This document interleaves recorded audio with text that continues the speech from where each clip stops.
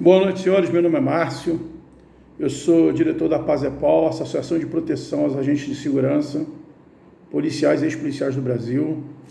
Eu quero fazer aqui uma observação, tratar de um assunto que foi de repercussão nacional, foi do jogo do Flamengo e Bahia, a suposta injúria racial que o jogador Gerson sofreu do jogador Ramírez do Bahia.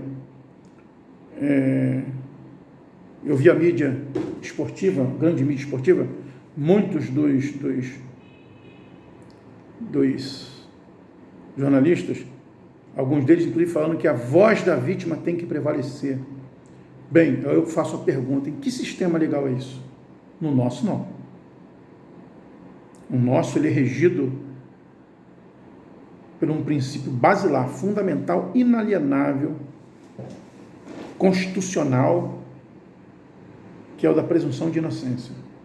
Ninguém deverá ser considerado culpado antes de sentença penal condenatória transitada em julgado.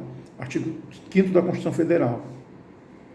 E também do Pacto Interamericano de Direitos Humanos de São José da Costa Rica, do qual o Brasil é signatário, do qual a Colômbia, do Ramírez, é signatária, ou seja, tem que cumprir, que diz no artigo 8, inciso 2, ninguém tem direito a que se presuma a inocência quem for acusado de delito até que se comprove legalmente a sua culpa. Ou seja, o Ramírez tem direito à presunção de inocência. Então, a voz da vítima, eu sei que é um apelo, quando fala de vítima, é um apelo emocional muito grande, é apelativo, mas a vítima tem que ser tratada, tem que ser considerada, mas nos casos em que, no processo, no direito penal brasileiro, o ônus da prova está com a acusação. A acusação tem que provar que aquele ao qual está sendo imputado o crime é verdadeiramente criminoso. Eu não sei se o crime de injúria racial ele é de ação penal privada ou de ação penal pública. Eu não sei se isso cabe ao indivíduo Gerson ou ao Ministério Público, mas quem tem que provar são eles. Até agora o Ramírez ele é inocente, porque não tem prova. Não tem prova, aliás, não tem sentença penal condenatória. Não houve nem o devido processo legal. Aí vamos lá. Por que tem a ver isso com um diretor de associação de ex-policiais? É porque ocorre com o ex-policial. O ex-policial é considerado culpado antes da sentença penal transitada e julgada. A maioria, 99%, tem seus direitos constitucionais de presunção de inocência e do Pacto São José da Costa Rica solapados pela administração pública, que transforma conselhos disciplinares em tribunais penais de exceção, utilizando valores jurídicos subjetivos como pundonor, decoro da classe, honra,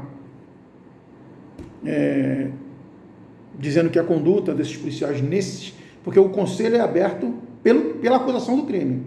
Aí dizem que essa conduta dele feriu a honra, o pundonor, ou seja, que eu saiba, a conduta criminal ela é um processo intercrimes.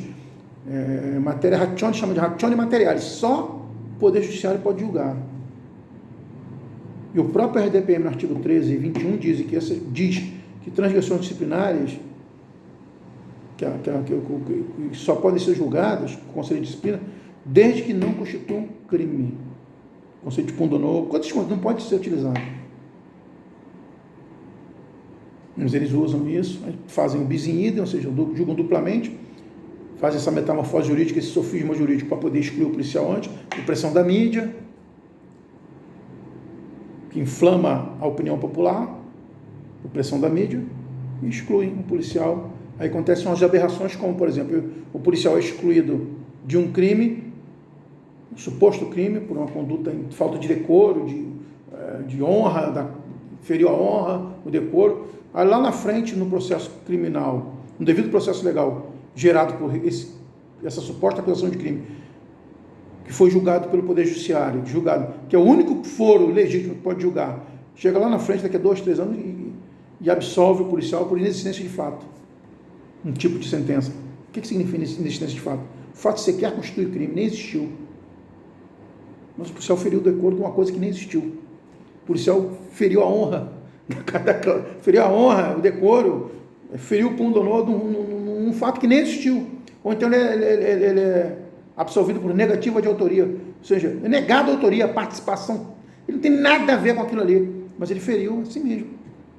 Por quê? Porque houve bis in idem, utilizaram conceitos jurídicos subjetivos, mascararam, fizeram um sofisma jurídico para poder excluir o policial antes, julgando o processo intercrime.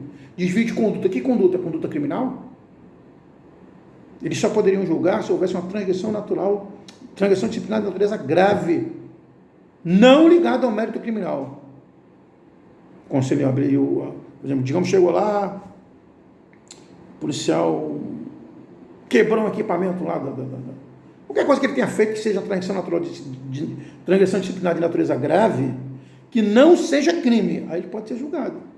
Mas toda a conduta ali, todos os fatos que constituem o processo intercrimes, que eles chamam de desvio de conduta, quem tem que julgar é o Poder Judiciário, civil ou criminal, ou militar. Civil se não for em serviço, e militar se for em serviço. Isso tem ocorrido. Por isso que eu fiz o link. Por que esse cara está falando em relação de Gerson? Tem a ver com a associação, é por isso aí. Antes que venha falar que estou defendendo bandido, defendendo miliciano, olha, existe miliciano pra caramba, existe bandido, existe traficante, de tudo. Só que quem define quem é bandido, quem é traficante, quem é miliciano, é o Poder Judiciário, sentença penal transitada julgada.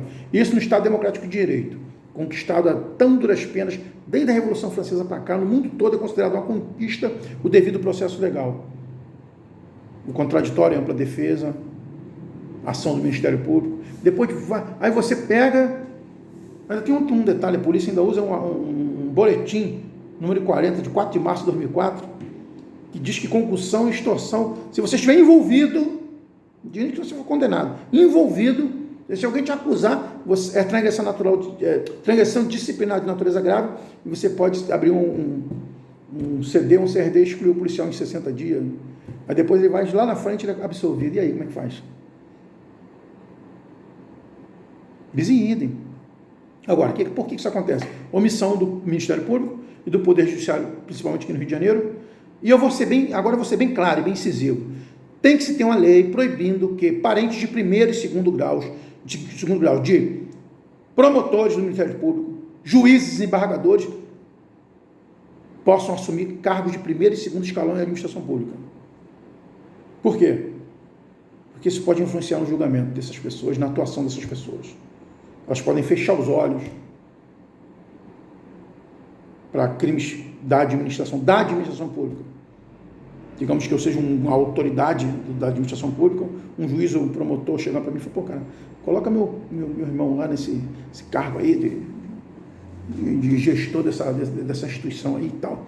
Cara, olha só, eu até faço, mas eu queria que você desse uma segurada aí nesses processos para onerar a administração aí, que tá dando prejuízo para a gente aí, cara. Esse pessoal, não, tudo bem, deixa comigo, que pintar aqui de contra a administração eu indefiro. Por que não pode acontecer isso? Eles deviam se sentir impedidos.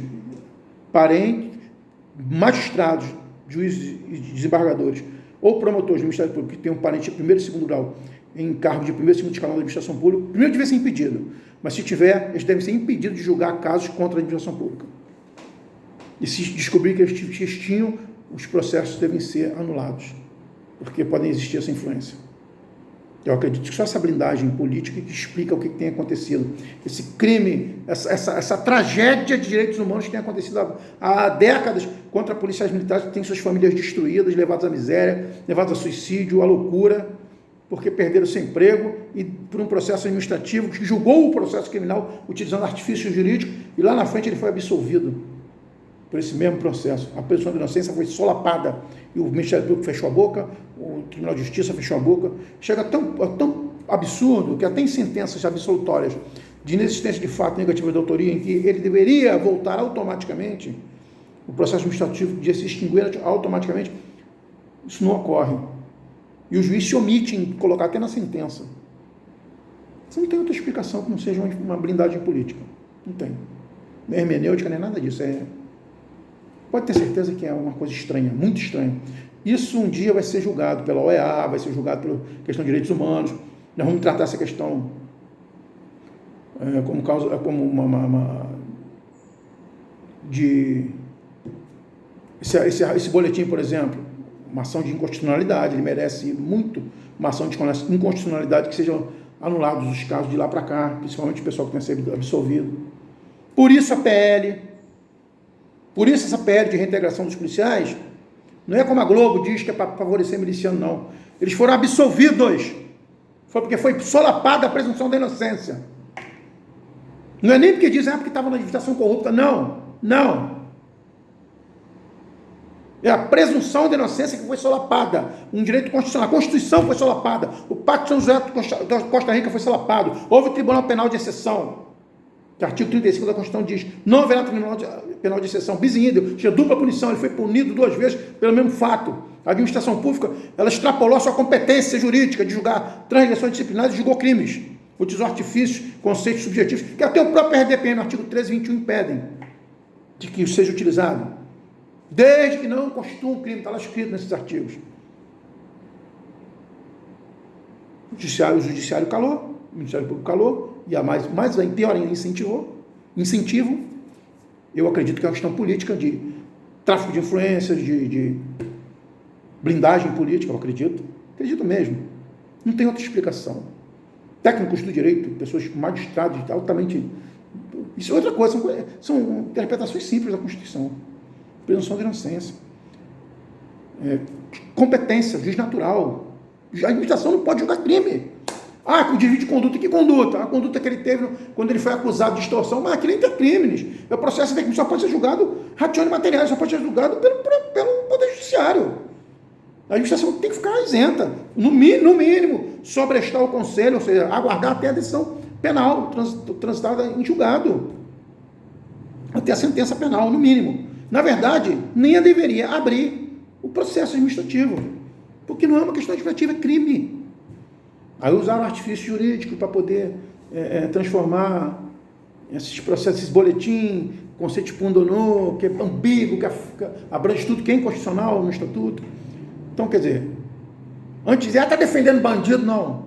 Eu estou defendendo a presunção de inocência do Ramírez, desses policiais que, inclusive, foram absolvidos, minha e sua, porque quando você tiver solapado os seus direitos da presunção de inocência, quando alguém te acusar de crime e prevalecer o que ele falou antes de ser provado, aí você vai ver o que eu estou falando. Quão amargo é. Porque nos olhos dos outros é refresco. Então, essa aí é uma reflexão, tá? O Ramírez ainda é inocente, porque não foi julgado. A acusação do Gerson, ou ele ou o Ministério Público tem que provar, eu não sei se é crime de ação penal, privada ou pública, tá? A voz da vítima não tem que prevalecer. Vítima, eu sei que é um apelo emocional, um mote muito poderoso, mas infelizmente não é assim. O ônus da prova cabe à acusação no direito penal brasileiro e na maioria dos países do mundo. Você tem que provar que a pessoa é culpada. Tá? Então esse é o link que eu estou fazendo aqui. Tá bom? Espero ter me feito compreender, que não coloquem palavras na minha boca e que julguem apenas o que eu falei. Um abraço e até a próxima.